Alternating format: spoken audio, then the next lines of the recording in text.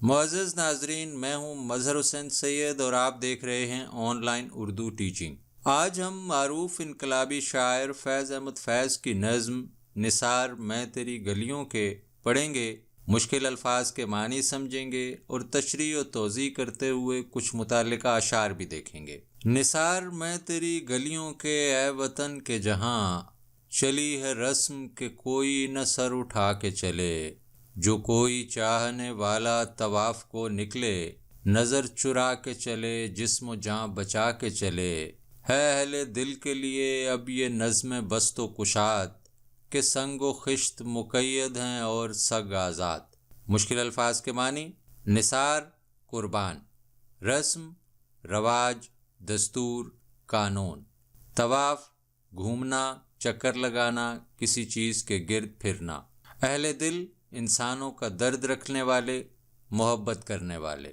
نظم ترتیب انتظام اہتمام بندوبست، بست و کشاد بند ہونا اور کھلنا، کھول باندھ انتظام، سنگ و خشت پتھر اور اینٹ، مقید قیدی اسیر نظر بند، سگ کتا مجازن رذیل آدمی بد کردار۔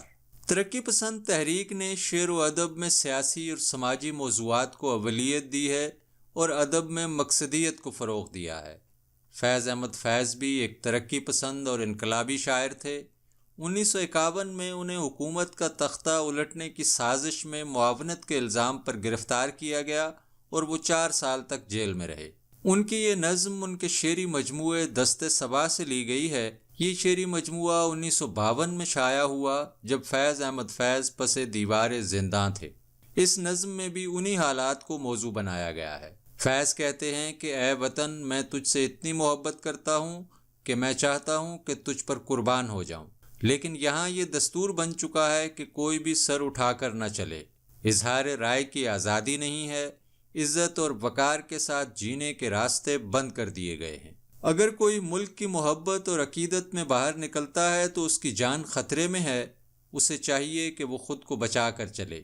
یہاں ملک سے محبت کرنے والوں کے لیے ایسا انتظام کیا گیا ہے کہ پتھر اور اینٹیں تو بندھے ہوئے ہیں، لیکن خونخوار کتے آزاد گھوم رہے ہیں۔ یہاں شیخ سعدی سے متعلق ایک واقعے کا ذکر ضروری معلوم ہوتا ہے، جس کے بغیر شاید اس شعر کی مکمل تفہیم نہ ہو پائے۔ شیخ سعدی کے بارے میں یہ بات مشہور ہے کہ ایک مرتبہ وہ ایک بستی سے گزر رہے تھے کہ وہاں پر کچھ کتے ان کی طرف لپکے۔ شیخ سعدی نے اس اجنبی بستی میں پتھر اٹھا کر کتوں پر پھینکنے کی کوشش کی، لیکن پتھر زمین میں دھنسا ہوا تھا اور اس نے زمین کا ساتھ چھوڑنے سے انکار کر دیا۔ شیخ سعدی اس موقع پر متعجب ہو کر کہنے لگے، عجیب بستی ہے کہ کتے کھلے ہوئے ہیں اور پتھر بندھے ہوئے ہیں۔ فیض احمد فیض نے بھی اس شعر میں اسی جانب اشارہ کیا ہے۔ وہ کہتے ہیں کہ مجھے اس ملک سے محبت ہے، لیکن اس ملک میں جو قانون نافذ ہے وہ ایسا نہیں ہے کہ کوئی خوددار، آزادی پسند اور عوام کے حقوق کا علمبردار اس قانون کو پسند کرے۔ یہ جبر کا قانون ہے جو سر اٹھا کر چلنے والوں کے خلاف استعمال ہوتا ہے۔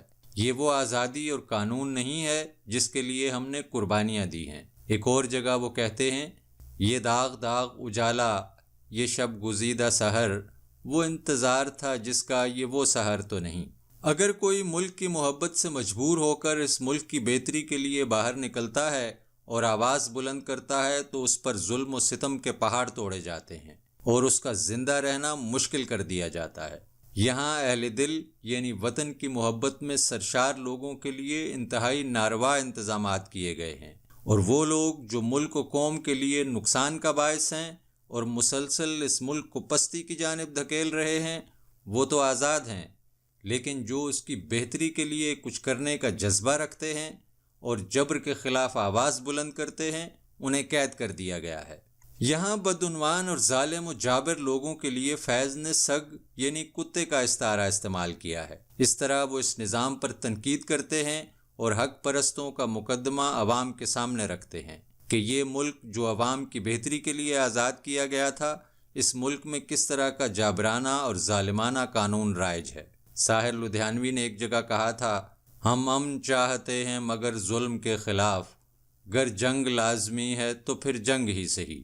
اگلا بند دیکھیے، بہت ہے ظلم کے دستے بہانہ جو کے لیے، جو چند اہل جنوں تیرے نام لیوا ہیں، بنے ہیں اہل ہوس مدعی بھی منصف بھی، کسے وکیل کریں کس سے منصفی چاہیں، مگر گزارنے والوں کے دن گزرتے ہیں، تیرے فراق میں یوں صبح و شام کرتے ہیں۔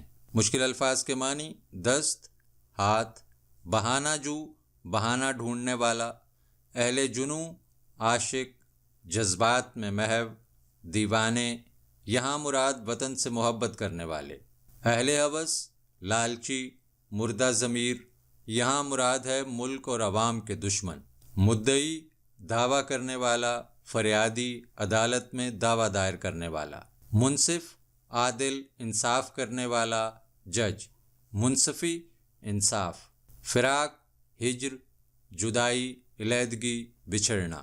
فیض احمد فیض اس بند میں خود غرض اور اقتدار کی ہوس میں مبتلا طبقے کی مکاری کا ذکر کرتے ہیں۔ وہ کہتے ہیں کہ ظالم و جابر لوگ وطن سے محبت کرنے والوں پر ظلم ڈھانے کے لیے بہانے ڈھونڈتے ہیں کہ ان پر کوئی الزام لگا کر انہیں قید خانے میں ڈال دیا جائے۔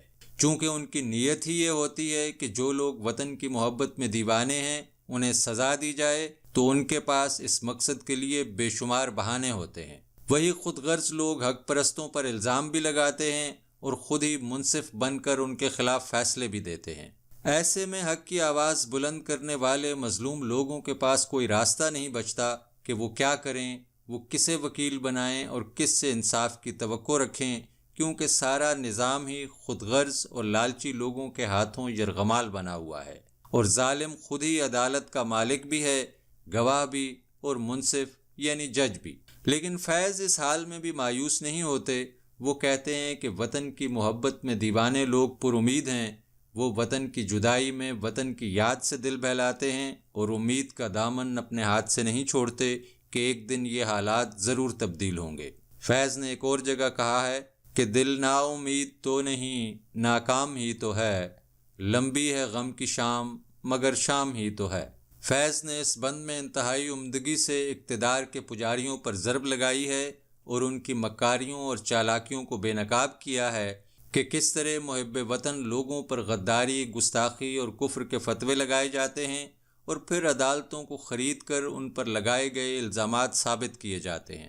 غریب اور حق پرست لوگ اس نظام میں اپنی بے گناہی ثابت نہیں کر سکتے اور نتیجتاً قید کر دیے جاتے ہیں۔ لیکن فیض کہتے ہیں کہ قید و بند کی صعوبتیں بھی ان کو مایوس نہیں کر سکتیں۔ وہ پر امید رہتے ہیں اور حق کی لڑائی سے پیچھے نہیں ہٹتے۔ ملک اور قوم سے ان کا رشتہ مزید مضبوط ہوتا ہے اور ملک کی محبت انہیں پرعزم رکھتی ہے۔ وہ اس یقین کے ساتھ زندہ رہتے ہیں کہ ایک دن وہ ان حالات کو بدل دیں گے۔ بقول بہزاد لکھنوی: اے جذبہ دل گر میں چاہوں، ہر چیز مقابل آ جائے، منزل کے لیے 2 گام چلوں اور سامنے منزل آ جائے۔